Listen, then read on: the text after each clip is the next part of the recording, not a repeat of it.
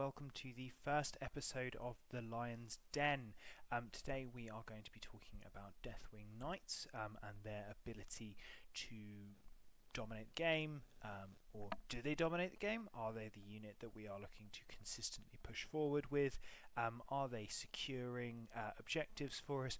What is their role within the current Dark Angels build? How do you get the best out of them? And what we can do to ensure that our Deathwing Knights are giving us the best results possible from our games, because as much as they can seem like just a brick unit that's difficult to deal with, which they very much are, they have some nuances to them, and they have some weaknesses that your opponents can potentially exploit, which can really end up taking a 235 point unit, which is not cheap, and really ruining your day. So we're going to jump straight into the data sheet, and we're also going to discuss one of the recent changes, why Deathwing Knights are suddenly very much back on the menu. So here you can see the current data sheet for data sheet. Wouldn't be a Toby video if we didn't at least cock something up once. And you can see how they've also changed recently. So we'll run over the changes very quickly. Deathwing Knights were essentially competitively irrelevant for most of 10th after they came out in the index, in the codex.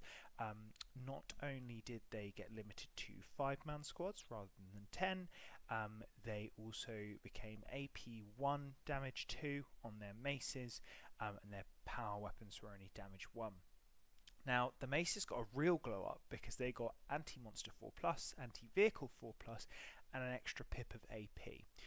So incredibly powerful upgrade, and the power weapons went to damage 2. So we're going to be talking a little bit more about sort of what you should look to do with your particular setup for the Deathwing Knights, but we're just going to go through the data sheet first. So 5-inch move, they are slow. That is one of sort of the major weaknesses of Deathwing Knights. They are standard Terminator speed, which is not ideal when you don't have a long-ranged weapon like some of the plasma cannon or Typhoon missile launching using other Terminators. So what is it that makes these Terminators competitively viable when essentially everything apart from Death Guard Terminators sees very little play in the sort of the overarching meta at the moment? So T5, standard Terminator, 2 up, 4 up, standard Terminator. 4 wounds, so they've got the additional wound from their shield just straight on the data sheet, which is rather handy. 6 up leadership, standard for Marines, and a OC of 1. So essentially what you get for a Terminator. So what makes them so good? Now, the major ability that makes them strong is that inner circle ability that you can see in the ability section, shockingly. And that is that each time an attack is allocated to this model in this unit, subtract 1 from the damage characteristic of that attack. Now, something that we've seen in 10th and over the course of the codices being released is that damage reduction is incredibly important. In 10.0 we saw Redemptors seeing a lot of play, and now in 10.5 we're seeing a lot of Deathwing Knights seeing play because of that damage reduction. Nightbringer is another very good example of this, and essentially if something has a damage reducer, it usually sees some amount of competitive play. For example, Bulgrin for the Imperial Guard armies at the moment. I think there are some in the current WTC lists, if you're watching this as it comes out, that are playing 18 Bulgrin. So you know, we are seeing some lists that are pushing for those -1 damage, and that is the sort of the bread and butter of why these guys are good, because 4 wounds with -1 damage, it instantly discounts the easiest and most consistent way to kill these models, which is 2 damage. You get two damage shots at -2 into them to push them onto their invuln, and that would be how you would handle, say, a Terminator with Thunderhammer Storm Shield combo. But with that -1 damage, you need 4 of those 2 damage shots to go in. So it's absolutely massive, that inner circle ability, and it saved their backsides for me on several different occasions. So really, really powerful ability. Do not underestimate the impact that has on their survivability. We've kind of gone over the weapons, but the great weapon of the Unforgiven, I think, is actually super duper powerful. Hitting on 2s, just like every single other weapon. Strength 6, AP 2, damage 2, but with sustained hits and dev wounds. Dev wounds is a brilliant ability. Just forcing through damage is phenomenal. We know that that's powerful because we've seen other factions abusing it for a very long time. We go back to Wraith Knight Winter. I know obviously a very different ability back then, but yes, horribly brutal. So really, really strong ability there. That is obviously only on the Sergeant, but he's really, really handy to have. It's also 5 attacks rather than the 4.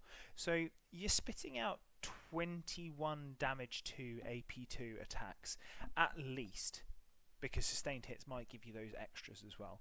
And you're surprisingly good into vehicles and monsters as well.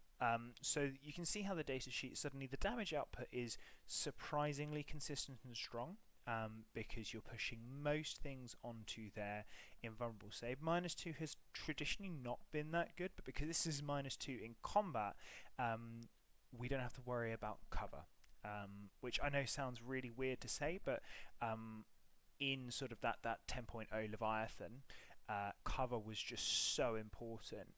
And being in cover was so easy to do that like every gun was basically minus. Basically, everyone always had Armor of Contempt almost, unless you were a 3-up save. Cry for Space Marines. But obviously, these Terminators don't need to worry about that because they're doing this in combat. Similarly, AOC, Armor of Contempt, is not as good against them because of the change that puts their weapon to AP2, so that if you are going into an opposing 2-up save, you don't have to worry as much about Armor of Contempt ruining your day. Yes, they'll be saving on 3s, but saving on 4s and 3s, with the rate of attacks, it actually works out all right. You're not going to like wipe a 10-man or something like that of Terminators, but you'll put a good dent in them. Okay, so Teleport Homer and Deep Strike. So obviously it gives you that little bit of flexibility where you can offset that 5-inch move, particularly with the rapid ingress, and you can rapid ingress for free. Dark Angels, they're pretty CP, especially in Gladius, are pretty CP heavy. That's why we always play Azrael. He is one of our most important tools because he gives us that extra CP. Now with the Teleport Homer, you essentially get to save that CP. Very, very handy with that rapid ingress. It's not something that I'm doing every game, but it's something that you can do that just puts another thought in your opponent of, oh, you need to be prepared for this, because what happens if I just suddenly rapid ingress over here, go into advance and charge, and sort of maybe threaten your backfield, or threaten the flank with a sudden, very difficult to shift unit where you maybe have, like, they maybe got to think about where those resources go, and obviously you don't have to commit your resources to that particular spot. You can always just spend the CP to rapid ingress elsewhere, or just have them come in and try and roll that 9-inch charge. I wouldn't advise trying to roll the 9-inch charge as much, which is why I usually start, if I'm going to start one off the board, I'm only starting one off the board, because I want to try and rapid ingress that single unit rather than have to worry about 9-inch charges. I think if you are looking to consistently 9-inch charge your Deathwing Knights, because they don't have any guns, I think you probably won't be getting the best out of them, just because your averages don't really work in your favour there. And then the final ability they've got is the Watcher in the Dark, which I know that most Dark Angels players absolutely love these little guys. I know I certainly do. I know a lot of you like my little Steve model, who is carrying a Haywire Mine rather than a sword, because I thought, oh no, they've made them terrible. And then Games Workshop changed the rules for Watchers in the Dark. Well, not specifically Watchers in the Dark, but they changed the rules to Devastating Wounds, which makes them still mortal wounds, but they don't spill over. So suddenly, our Watches in the Dark are a hell of a lot more relevant, because they give that once per game 4-up feel no pain to things like devastating wounds, which can be really important because devastating wounds are one of the most consistent ways to handle things like Deathwing Knights. Actually, we can just go, well, we've got another 50% chance to stop you doing that, and that's very handy if your opponent's like trying to push through with Typhus or other such abilities where they just try and push loads of more dev wounds or mortal wounds into your characters. We are seeing quite a lot of Thousand Suns at the moment, and it just ups our percentage of survivability a little bit extra, just to keep some of our key units in the fight, and force our opponent to make some more difficult decisions. Okay, so now we're going to talk about how best to use Deathwing Knights. So I've kind of gone in a descending order of how I like to use them. So this is all personal experience. It might be different to yours. I think there's lots of very different ways that you can use them, which is why I've opted for these 4 different examples. So my personal preference is I like to use them as a mid-board threat. Early game, I'm looking to push them up, take those central objectives, and just go, okay, this is me laying down my gauntlet. This unit can receive a charge, or it can charge you.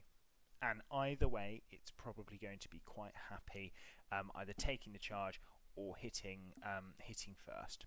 So really nice just to go, okay, this is where I'm planting my flag. How do you handle it? So you're asking those consistent questions of your opponent, and the more questions that you ask of your opponent, the more likely they are to make an error. So really, really important just to know, okay, here's my mid-board threat. My really killer units like your Hellblasters, your ICCs, they're going round the board, they're doing damage to opponents' key units, tying them up, while as you've then suddenly got your Deathwing Knights going, okay, I'm going to score these primary points. Come and get me.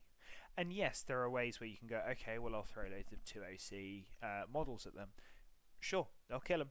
They are so consistent at killing those models that mid-board threat that they provide and that survivability that they provide, coupled with that damage output, just puts them above most of the competition that they're going into. Now, something that I really like to use them for is their anti-vehicle.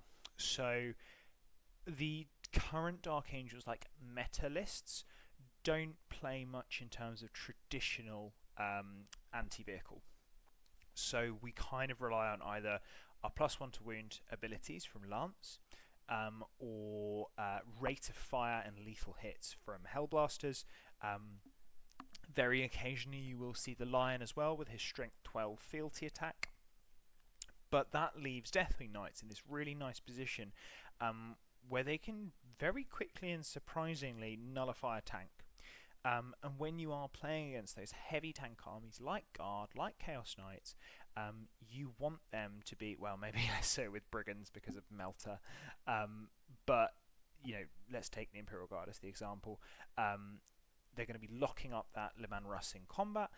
Yes, they do have some multi-melters that they can use from on sponsons if they're equipped with them, but you're still saving on a 4-up, and they're probably, unless they're getting orders, hitting on a 5 in combat. So really good at just going, okay, I'm going to lock you up. You're not going to get to make choices with this tank unless you start falling back, spend a turn, and I can then start punishing you for doing that by just going after you again. So they're really powerful at just sort of getting a tank by the scruff of the neck, and forcing your opponent to they'll either kill it quite comfortably or they'll lock it up. And either one, you're taking a gun out of the fight for a reasonable amount of time. You're dictating where your opponent can engage you, or if they can engage you in general. So really powerful ability to be able to do that. That's what we're able to kind of flourish on, because then suddenly we've got these not chuck away units, but trading units like your scouts, like your jump pack intercessors, who can jump around, score you those points, while your Deathwing Knights either pop your opponent in one position, or your ICCs or Hellblasters are just eliminating the threats. And against vehicles, these are all monsters. You know, if we're looking at things like Great Unclean Ones, which are quite difficult for us to kill, with them being toughness 12 and a 4 up, 4 up. This is a really good way just to kind of keep them in one place and go, okay, you aren't moving. So really, really handy. Now, an ability that I use quite a lot less is Deathwing Knights as a backfield threat. Now, that is partly because I usually start them on the board, and if they start on the board, unless they can run all the way across the board, they ain't getting towards that backfield, and it's very unlikely that they're able to do that. It does happen, and I have done it before. If you read my recent tournament report, in my final game against World Eaters, I had some Deathwing Knights go the entire length of the board to nick my opponent's home objective. I think it was turn 2. So lots of advancing and charging on them. Absolutely brilliant for that. However, this is if you are looking to put them in reserve and deep strike them. Now, you've got to be a little bit careful about where you place your teleport homer if you are looking to do this, and it is a little bit more difficult to do this in the backfield because your opponent can go, okay, I can screen this pretty efficiently. I know what my opponent is trying to do here. However, that can always be a bait. You can always go, well, you think I'm going to menace you in the backfield. Actually, I'm planning on shoring up this flank here, or looking to pivot and push you over on this other flank here. So yes, there is some backfield threat to them. It's not my preferred play style. I don't like having them off the board. I like that almost inevitability of they're coming down this way. You need to put resources in to deal with them, which then frees up my resources on other areas of the board to go and do less essential activities that are still really essential, like point scoring, because obviously you win with points, but your opponent wants to try and stop you from killing them, and Deathwing Knights are so efficient at that, and let's be honest, they're also very efficient at scoring points if you let them. Now, a final niche case, but something that's well worth mentioning, is if your opponent looks to be kind of looking to win a flank in deployment, and a lot of their their killing power is 2 damage, or some of the the better matchups that we'll talk about later, then this is where they can look to sort of go on that flank defense. Now, flank defense isn't where they're looking to push. It's not where they're looking to kind of dominate your opponent's push and attack, but they're just looking to get in the way, maybe make a charge that interrupts your opponent getting forward on that flank, and then allows you to pin them in a certain area while your resources go and consistently push elsewhere on the board and score points, or just wipe your opponent off that particular area. In a recent game against Necrons, I had an opponent put the Nightbringer, 6 Scorpec Destroyers and a Scorpec Lord, and 20 Necron Warriors with an Overlord, all on one flank. And because I was the attacker, and I knew I had more drops than my opponent, I positioned it so I just need to get those Deathwing Knights to go forward, kind of screen along with those Necrons, stop those Destroyers from getting forward for a bit. They were obviously going to die, but that's absolutely fine because they were holding back far more points. They didn't need to kill those points, they just needed to keep those points out of the game for my opponent for 2 turns, and they've earned their points back, which allowed me to put my ICCs fully on the other flank, which was also my opponent's home objective flank, and threaten that as early as turn 1 when I went first. So they're really powerful at doing that role, and just sometimes just going, okay, they're going to bite the bullet, they're going to go up, they're going to hold for as long as possible. If you are approaching that strategy, make sure that they are going into units that they can hold out for, ideally for 2 turns, because you want to pin your opponent for those 2 turns, and the slower the opponent, the better for this one as well. So Necrons are a really great example for this, because if you can just pin them in that position, and they're not playing Hypercrypt obviously, if you can pin them in that position, then they're going to really struggle to then get that board control and sort of wrestle that back off of you, because you've got access to advance and charge, and because you can pressure them elsewhere on the board, pressure the objective, score those early points, and then put them very much on the back foot. So let's talk about the best build for our Deathwing Knights. Now this, again, my opinion, my experience is how I submit them. I will always be playing them in Gladius detachment. It is the best detachment, and it also has the best stratagems for them. Also, just being able to go advance and charge or fall back and charge is so powerful for these models, because they are usually locking up in combat against things that they aren't able to kill in one activation, but they will not die back.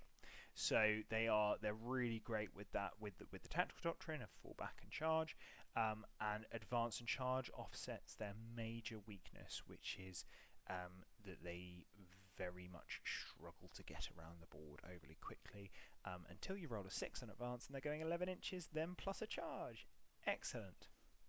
So my preferred weapons build is Great Weapon on the Sergeant, as I've already mentioned, and then the maces for that anti-vehicle, anti-monster 4-up, and that consistency, I think, just to be able to go after any threat at that point, and just keep your opponent thinking in terms of, okay, well, these absolutely wreck either my T3 infantry or they wreck my T10 tank. And I think that's a real sweet spot that a lot of units don't have. That's a heck of a lot of flexibility for a unit. And then finally, I like to play my Deathwing Knights unattached. Now, there's only 5 of them, so we're talking small numbers here. If I want to sacrifice them, I want them to be as cheap as possible. 235 points is a premium. You are paying quite a lot for this unit, and at the end of the day, they are T5 infantry. They do have a lot of defensive buffs, but they are still only T5. And there's not really any other like characters that really make them more survivable. Now, I think if you were going to make an argument for a character, mine would potentially be the Ancient, because it's the cheapest and it ups their OC, so it helps them in terms of that holding of the centre. But when we are wanting to be so lean on our points and spend them in those different areas, and let's be honest, we are kind of quite character heavy already. We're basically, as soon as we go, right, we need 2 units within a circle, we need Hellblasters, we need Azrael, you're immediately going, there's 4 characters straight off the bat. I don't want to give up too much on Assassinate. I don't want to have a frontline unit that is not my ICCs, because they need the character, with a spare character that my opponent might be able to just go, cool, epic challenge with Angron. So that's kind of why I opt for unattached, because it makes them slightly more sacrificial if I need to. It frees up points elsewhere, and because there's only 5 of them, they're not really getting the benefit of buff of, say, 10 Hellblasters or 6 Inner Circle companions. So that is, in my opinion, the optimal build. Obviously, put your Watcher in. Don't forget to put your Watcher in list building, because that is always not the most noticeable thing that you must also include. Okay, so best strats to use with your Deathwing Knights. Armour of Contempt is obviously, I say obviously, but it's the best, because suddenly -2, which would usually put you on your invuln from shots, they are being saved on 2 still, because cover plus Armour of Contempt. It's an ability that most competitive Space Marine players have been using with Redemptors for quite a consistent amount of time. Armour of Contempt, cover, -1 damage. Really powerful abilities. So yeah, Armour of Contempt is one that you will probably want to save, particularly for this unit, because they are your key 2-up save unit in the current iteration of Dark Angels. The rest of the army kind of relies on its 4-up invuln, so if you can take an amount of this unit not having to rely on its 4-up invuln, I think you're in a really good spot. So adaptive strategy. We're going to be talking about the Gladius detachment strats, because to be honest, I still think that these are the best. Obviously, you can make an argument for things like Heroic Intervention being a really good stratagem, Rapid Ingress being a really good stratagem, but I want to talk about the Space Marine ones. So adaptive strategy, is put them in a doctrine, even if that doctrine has been active. Shockingly, we like to put them in the assault doctrine. The more advanced and charge that this unit can do, the better. Obviously, you go, well, Toby, why don't we play them in Stormlance? Because all of the other strats in that detachment are absolutely terrible. And as someone that played Firestorm for a really long time with really bad strats, for the kind of lists that I wanted to be playing and for the competitive units that we had as Space Marines, Gladius just makes a lot more sense. So adaptive strategy, absolutely brilliant. Give them that advance and charge, spam it out there, get them up the board and into combat. Now, only in death does duty end. Fight on death, so quite an expensive strat. It is 2 CP and they don't have a captain with them to reduce it. But it's pretty nasty to keep your opponent guessing. I haven't used this one myself at the point of this video, so it's worth knowing that.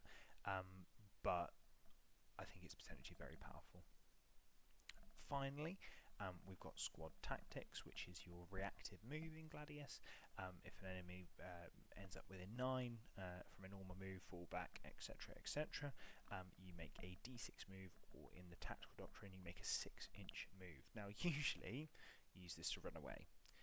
I love to use this aggressively and to move block my opponent or charge block my opponent with Deathwing Knights, because there's nothing worse than going, oh, so you really want to get into my face on this flank because my Hellblasters are over here. Cool, here's some Deathwing Knights, chew through them first, because they won't do it. If they're trying to get something in that's going to kill Hellblasters, it's probably AP2, it's probably 2 damage, and you know what's really bad into Deathwing Knights? That profile. So, squad tactics, really, really handy as well. So, speaking of pretty good matchups, we're going to go into them now. So, best matchups for Deathwing Knights: 2 damage. Obviously, you reduce their damage by 50%. Very, very powerful. That is sort of the sweet spot. And the nice thing is, a lot of the weapons that were damage 3 in 9th are being nerfed down to damage 2 in 10th, either in their index or in their codex. So we've seen that we've actually seen this with Deathwing Knights themselves. We've seen this with the recent Gene Stealer cults, Muscle Beach. They went down from being 3 damage to 2. Then obviously low AP, really good. So shooting -2, combat -1, because they've got a 2-up save. You really want to use that 2-up save as much as possible. So if you can, just tag them in cover. Make sure you do. You know, just really try and make them as survivable and getting into combat so that they can do their thing as much as possible. They are 235 points for a reason. Fewer attacks at maybe a higher damage output is good into them, because they have a 4-up invulnerable save and you can just spike 4-up sometimes. Obviously that can go the other way, and they can fall down. However, if you're looking at, say, 3 damage but not as many attacks at -2, great spot, because you're more likely, well, if they're shooting, you're saving them on 3s because of cover, and they're only doing 2 damage a pop, and there's not as many going through. Alternatively, you're saving on 4s in combat. So fewer attacks, even if they are that higher damage, that's the kind of unit that you would look at to kind of deal with. So we've kind of touched on vehicles and monsters quite a lot in terms of that, just tying them down, reducing the decisions that they can make. So that is why sort of that vehicles and monsters, you know, anything with anti is usually quite good against that thing. So then we're looking at medium elite infantry. Now that's because they're only AP -2, so if they go into, say, other Deathwing Knights, they're not particularly good because they're only doing 1 damage a pop. You can armor contempt to be saving on 3s, and they're not chewing through that unit particularly quickly. It would need all of their attacks to go through to really manage to do that. So medium elite infantry rather than that heavy elite infantry, I think is the spot that you want to be in. And then light infantry, so your guardsmen, your sisters of battle, any Tau, that kind of thing, anything that's T3, because they're winning them on 2s. It's just consistently they're able to go through them really nice and quickly. In terms of light infantry, we could also put light armor in there, so like knobs out of orcs. Really good at dealing with them. So you know, the lighter the armor, they're more likely to go through them like a knife through butter, especially when orcs, for example, again, outside of the war, they're wounding them on 3s, and with their power claws, and they are 1 damage rather than 2. So really good there. Obviously, we've gone through the best matchups, and we need to go through those bad matchups, so you can kind of look to avoid those negative interactions with your opponent's army, because there are certainly other flexible units within Dark Angels that you can use to handle those worse matchups. So that, here we are, high volume, 1 damage with high AP. Usually that's, you know, your AP 3, 1 damage, and lots of it. That can be quite worrying, just forcing Deathwing Knights to make their 4-up invulnerable save puts them in a tough position. Interestingly, if you are the Dark Angels player and you're up against Dark Angels, that's where your inner circle companions can really come into their own, because they can use their sweep attack. You know, 5 attacks, sustain 2, just doing that 1 damage, but they will chip through. They're wounding on 3s. They can go to wound on 2s. They're pushing the Deathwing Knight onto their invulnerable save, and it's just lots and lots of rolling. So that is probably the best way for you as a Dark Angels player to handle Deathwing Knights, and that is one of the sort of pitfalls that you need to avoid. Consistent 5 damage, kind of obvious, that one. That one-shots them. Does it come up that much? No. There are some units in the game, Doomsday Arcs for example, but consistent 5 damage is quite hard to come by, so worry a little bit less about that. But if your opponent's got like d6 plus 3, maybe the alarm bells need to start going off, because if they roll a 2, you're in trouble. So consistent 5 damage is on there. Don't worry about it too much, because it shouldn't come up as much. T7 plus infantry and beasts, so obviously that's pushing your Deathwing Knights to wound on 5s. They don't have that problem with vehicles and monsters, because they've got anti-4 plus. But that T7 infantry, so your Custodes, Terminators, those kinds of units, they can be a bit of a pain in the backside for Dark Angels and Deathwing Knights in particular to deal with. Fights First units, they are solely a combat unit, so yes, some Fights First units will cause them a bit of a pain in the backside, because you may need to get that kill, and you don't want to have to worry about something like, say, Witches with Lilith as their leader, getting through that chip damage and maybe taking down a knight or 2 with that high AP, 1 damage volume like we've already discussed. That can just cause issues for them. And then finally, infiltrating screens, or just speedy screens, anything like Cruit Jail, that kind of thing. I know obviously we're seeing that a lot less now with the changes to bringing back dead units, but infiltrating screens that can get in their way and slow them down consistently is going to cause an issue. Now, they do chew through screens really well, and they don't mind being countercharged, so they're really good at that. But if you can avoid them getting caught up in a screen, and you can get them charging against some of your opponent's stronger shooting units, for example, or your opponent's tanks before they're able to sort of get into position because of terrain issues, pivot issues, etc., etc., that's really where you want to be. So, I think we are now at the end of our first video about Deathwing Knights and Dark Angels. So thank you so much for watching. I really hope you've enjoyed my content. If you are wondering what my kind of credentials are, I am a consistent Dark Angels player. I post a lot on the Dark Angels competitive group. I'm at recording of this video 2nd ITC overall, and 1st ITC UK, and I think 4th UK TC. So I do play a lot of Dark Angels, and I really love them, which is why I'm making this content. So if you enjoy this content too, I'd love it if you would like, subscribe, and give us that bell notification just so you know whenever we do these videos. Give our Facebook a like and our Instagram a follow.